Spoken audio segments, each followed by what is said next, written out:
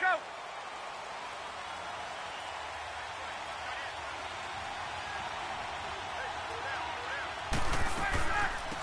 former Indiana Hoosier here, Tevin Coleman. And a nice move will yield nothing as he's stopped behind the line. That's going to go as a loss of 2, and it'll be second down.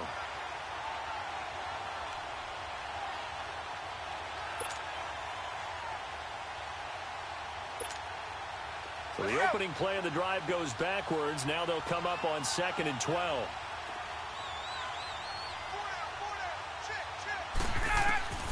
On 2nd down, here's Ryan. Oh, a battle for it here, and this will be caught. He got 29 yards that time. You know I'm going to lean towards the defender, right? You know I'm going to do that. I know. That's a tough situation for him as I see it. But the truth of the matter is, that ball was not streaking towards him. That little arc on it, he's got to find a way to get his head around and make a play on the football.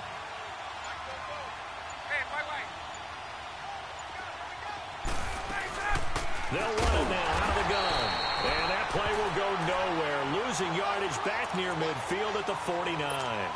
This will be a 2-yard loss on the play. And it'll be 2nd and 12.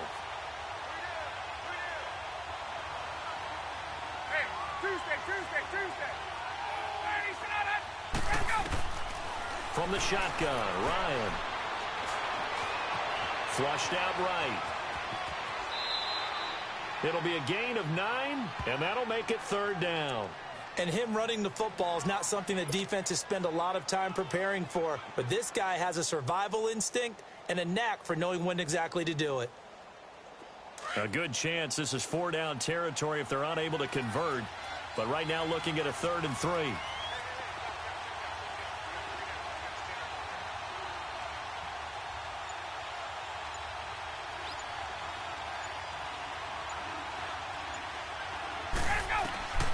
From the gun, it's Ryan. Caught on the right side by Jones. And he will have a 1st down as they get him to the ground at the 37. Line of scrimmage, the 37 on 1st and 10.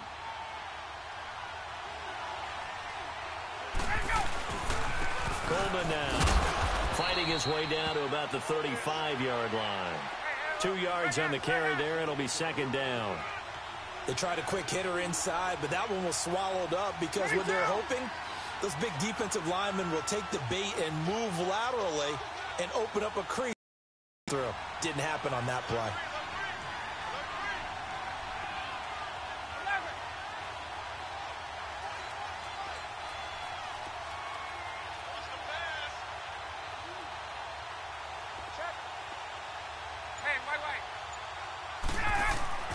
Now Ryan on 2nd down. And he's going to be taken down. Pressure gets there back at the 39-yard line. Jonathan Bullard able to drop him for a loss of 4.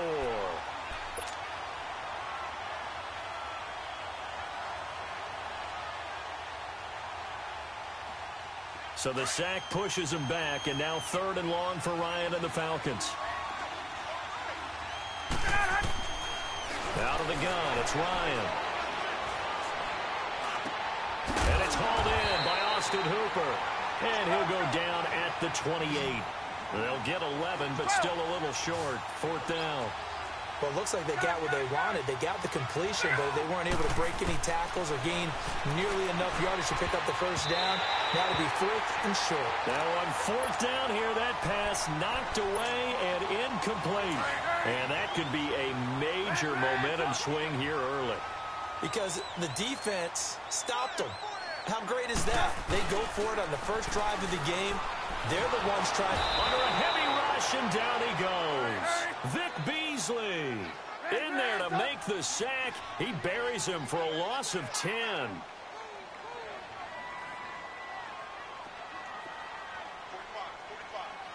Hey, gotta go, gotta go. Blue. On 2nd down, here's Trubisky. He's going to loft one deep left side here. And that's caught inside the 30. Brandon Gaudin, Charles Davis back with you as it's Bears football here to begin quarter number 2.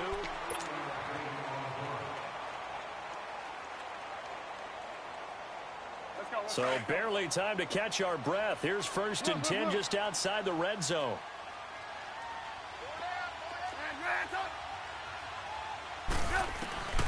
Now Trubisky on 1st down. He rifles one that's intercepted. Able to get there and pick it. And a big turnover there as his guys will get the football back. Well, partner, after the conference championship games, there was a lot of talk about the overtime rules, understandably so. Do you think that anything needs to be changed in the NFL overtime situation? I don't think so. And you got to remember, I'm an old crone, all right? So here's the deal on it. The NFL jumped into popularity with an overtime game. The Baltimore Colts being the New York Giants. Back in, where was it, 1959, 58, 59? That's when the NFL really came into prominence, and it was sudden death. Alan Amici, the Colts got the ball, they scored. No one talked about anything but, boy, what an exciting game. As time went on, people started talking about fairness. So the overtime rule finally got changed.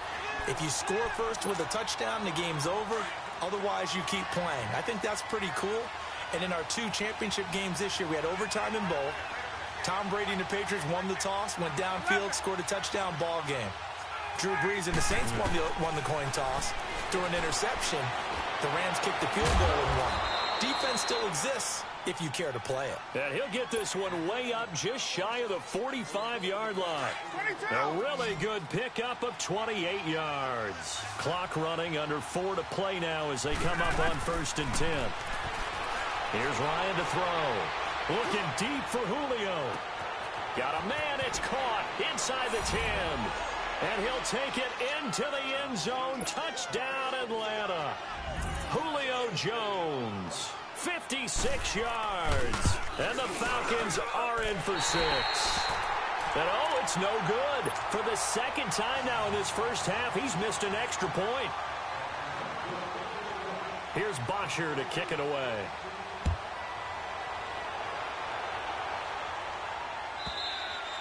And this will not be returnable. It's out of the back of the end zone for a touchback. And now the Bears coming out as they get ready.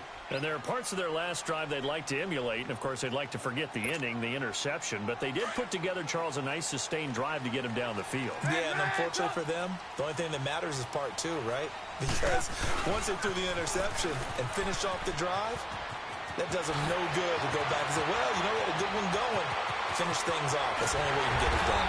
And all the way down to the 26.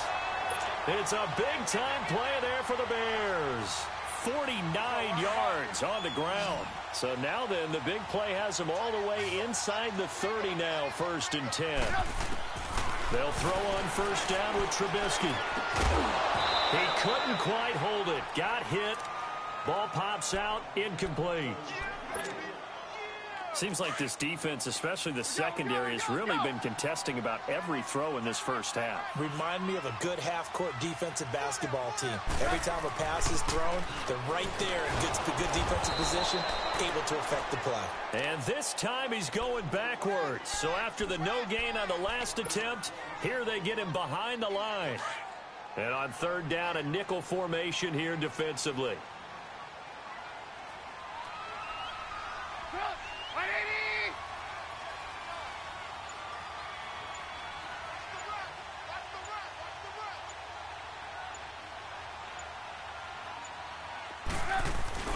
They go play action with Trubisky.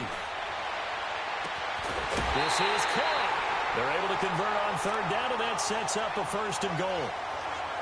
Well, normally on a 3rd down play, I'm not a huge proponent of play action, but when you run it as effectively as we've seen them do in this game, yeah, it sets it up pretty well. Yeah, particularly on this drive, they've been great running the ball. Good setup. 2 minutes remain here in the first half. We're back to Soldier Field following this short break.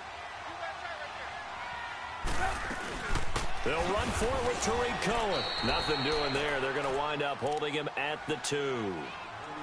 And now a timeout defensively by the Falcons. It's just their first, so they'll have 2 remaining here before we get to halftime.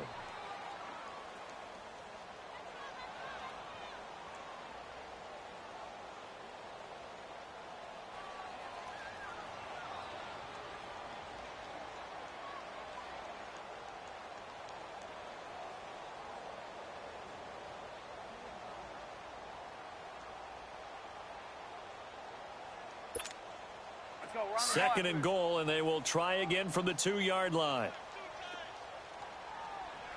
There you go, we go. You see it? You see it?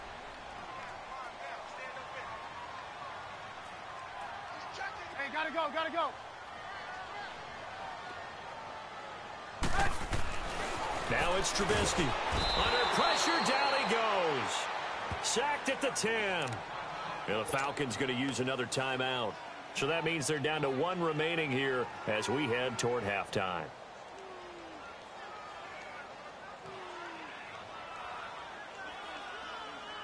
And back at the 8 now. 3rd and goal. 18, 18.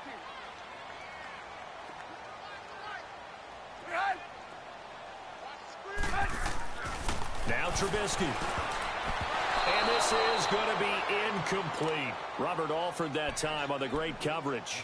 Not only was the call spot on, how about the execution of that defense right there? The zone was absolutely locked up tight. He was trying to force it in there on 3rd down. But if there's a time to force it, he felt like he needed to make a play, right? Yeah, exactly right. 3rd down, you got to try and find something. There's nothing available there for him.